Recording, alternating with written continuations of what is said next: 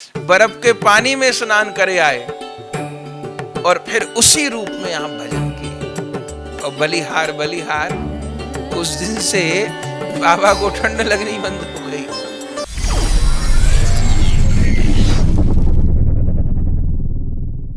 जैसे ठाकुर जी को श्री राधा नाम प्रिय है, ऐसे श्री राधा कुंड प्रिय है। उसी प्रकार ठाकुर जी को जैसे गोविंद नाम प्रिय है, ऐसे ही गोविंद कुंड प्रिय है।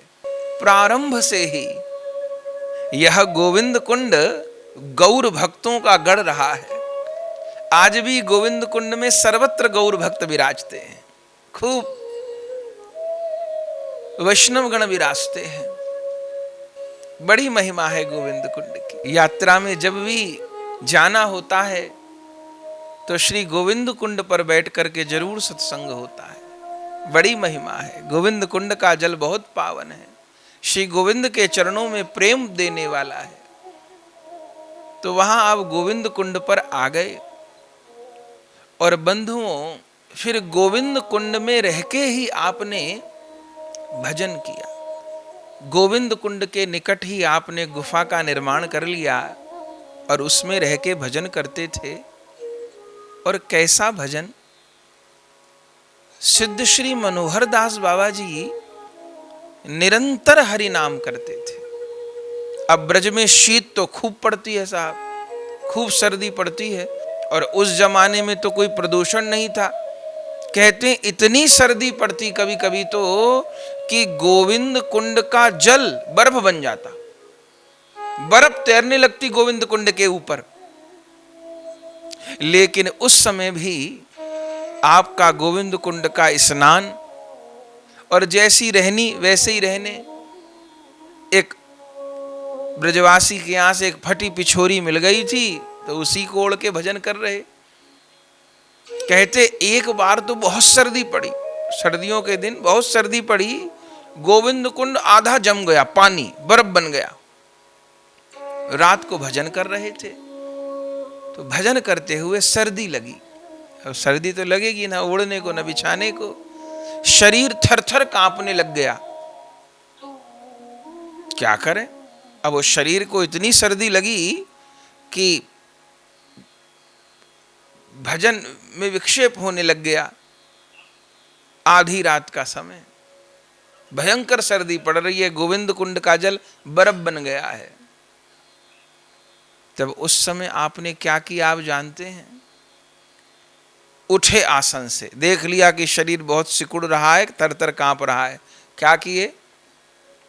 वो जो ओढ़ने का वस्त्र था उसको तो छोड़ दिए, बहिर्वास भी उतार दिए और बंधुओं आधी रात में गोविंद कुंड में उतर पड़े और खूब बीच गोविंद कुंड में खूब स्नान किए, बर्फ के बीच में, बर्फ के पानी में। कहते हैं निकट ही एक नवद्वीप दास नाम के महात्मा रहते थे, वे भी भजन कर रहे थे रात को। वे तो थोड़ा गर्म वस्त्र रखते थे अपने पास। तो आधी रात में जब छप छप की आवाज आई, अब दूर दूर तक सन्नाटा, तो दूर दूर तक आवाज जाती थी। नहाने की किसी के तो इतने 2 बजे रात को कौन नहा रहा है? झरोके में से देखे तो मनोहर दास बाबा आधी रात में स्नान कर रहे। तो बोले क्या हो गया?